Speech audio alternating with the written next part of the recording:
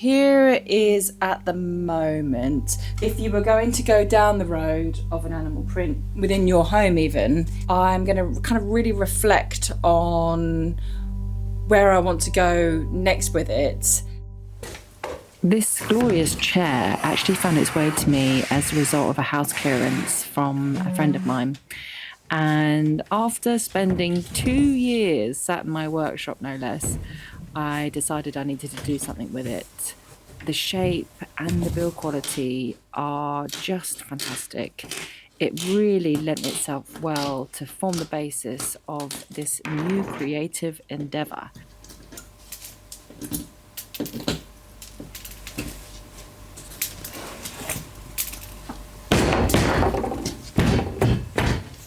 My original inspiration for this one-of-one piece actually came from exploring nature and its beautiful intricacies and shapes. But as you'll see, the project itself led me down a different direction altogether, and I developed my final vision for the piece while I was actually working on it.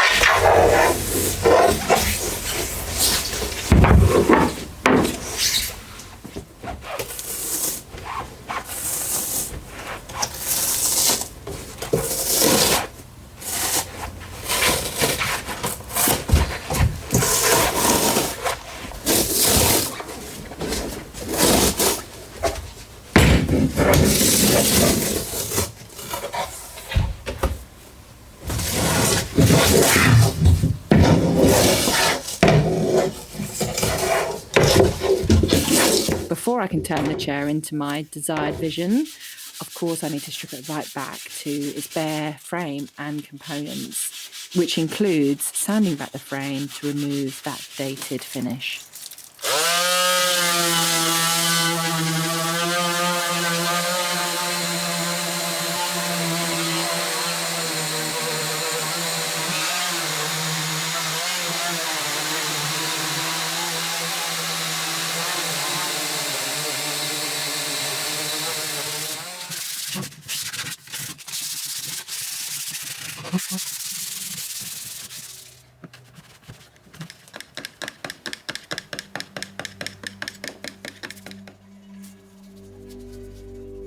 With the frame sanded back, I can now start the incredible process of gold gilding, and this may take some time.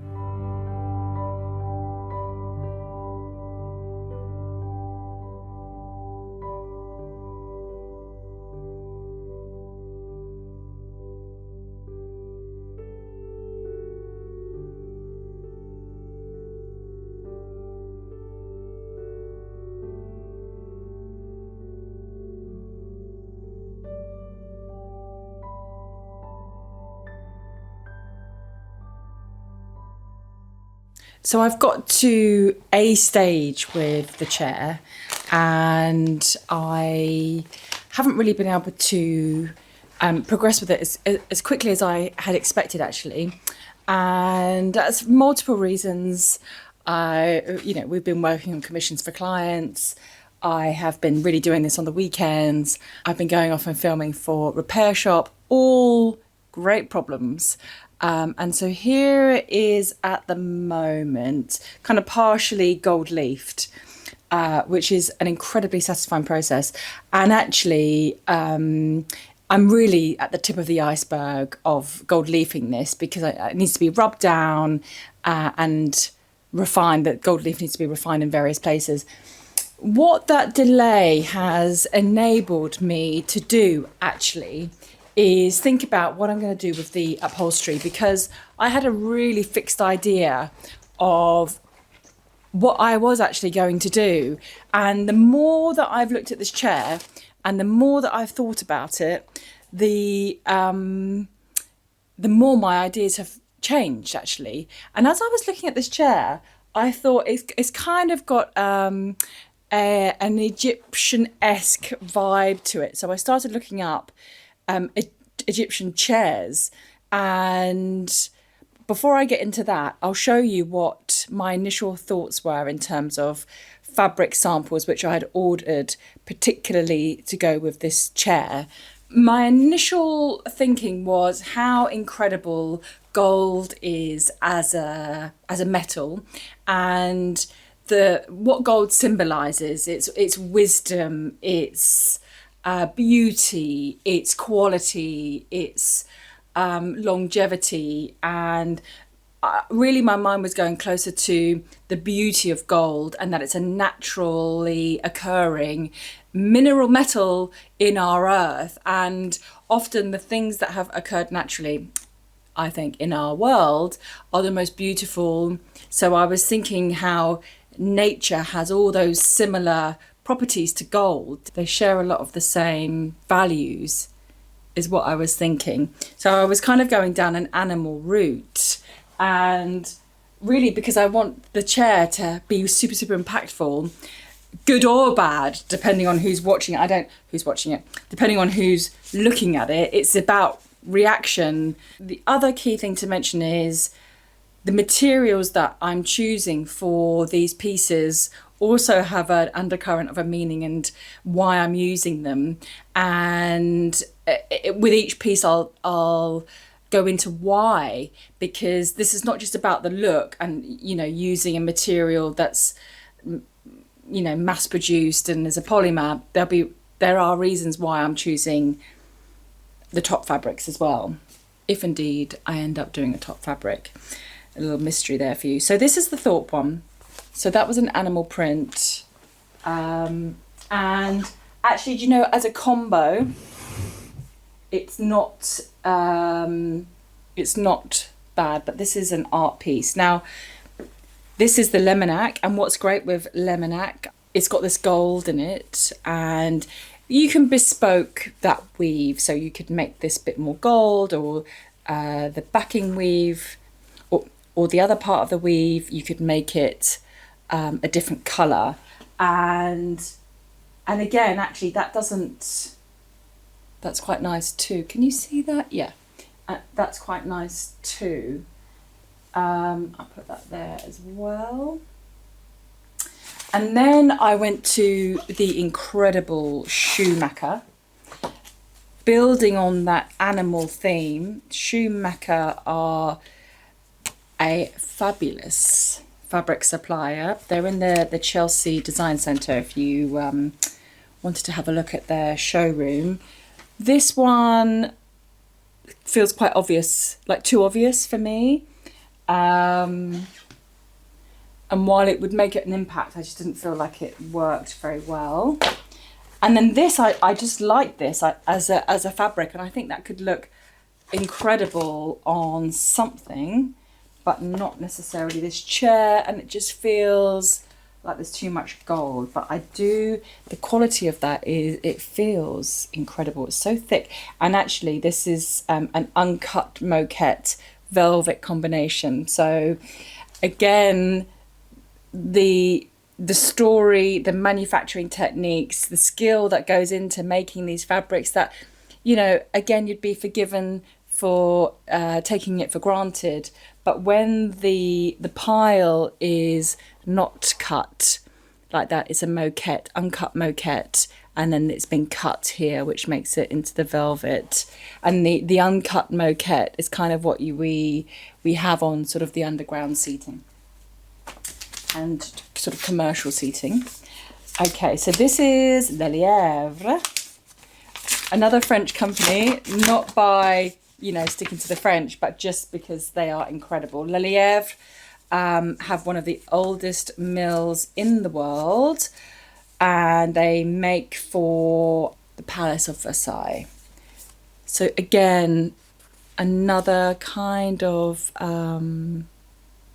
animal print there, which, if you were going to go down the road of an animal print within your home even, it's quite stunning. And then I went for sort of the coppery tones in there, but again, I just don't think that's going to work.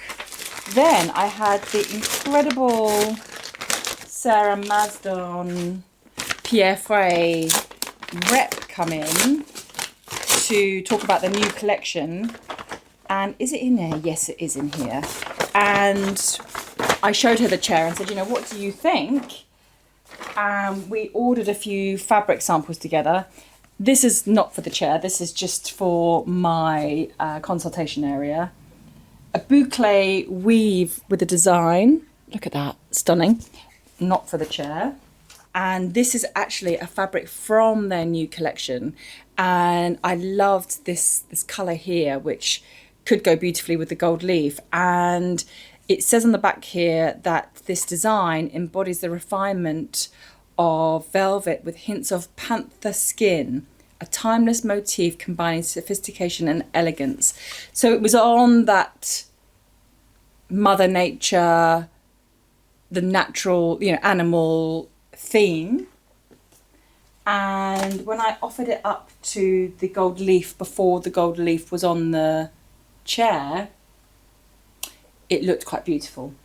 As I was inspired by the incredible Egyptian furniture which I was researching, there was just something about using a fabric that I just felt like wasn't enough to kind of reflect their craftsman, their level of craftsmanship. So I actually don't know what I'm going to do yet for the top cover. And I'm wondering whether I need to paint it by hand or bead something beautiful inspired by that era and that culture. I just don't know, but something inside me just says that actually this isn't correct or indeed enough. So I'm going to continue to gold leaf it, and then once I finish the frame, I'm going to kind of really reflect on where I want to go next with it and follow my gut, because that's all I'm doing here is I'm kind of just following my gut feeling. So there we go.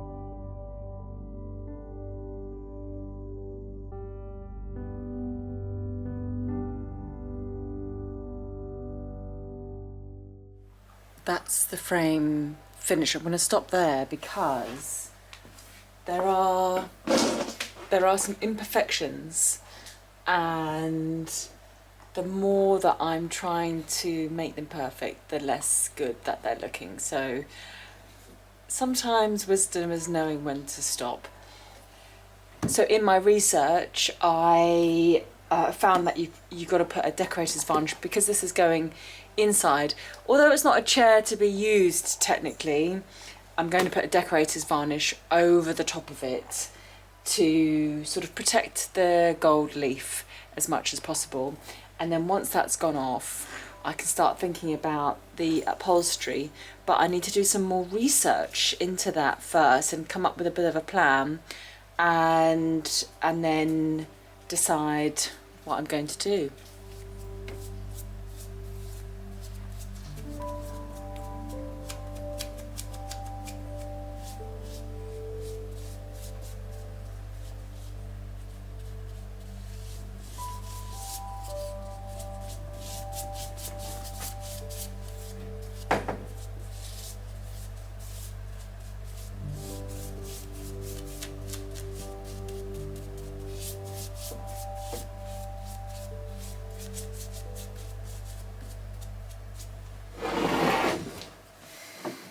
I'm not going to lie, I'm not sure if varnishing it has been the best decision I've made.